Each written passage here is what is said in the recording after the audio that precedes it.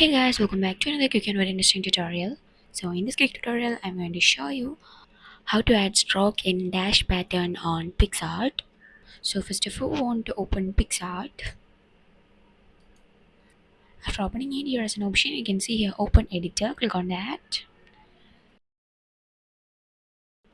So for adding the stroke in dash pattern, first you just need to add an image and then you just need to add stroke. So for adding the stroke, here on the top you can see an option called edit, and then here on the left you can see an option called stroke. You just need to turn it on, and then you can see that the stroke has been keyed here.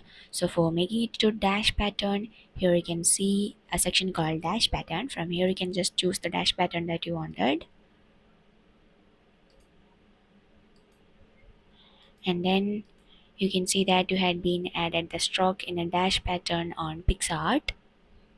So that's it for this quick tutorial. I hope this video will be helpful for you. Make sure to do hit the like button and the subscribe button for more such quick and very interesting tutorials. See you in the next one. Take care.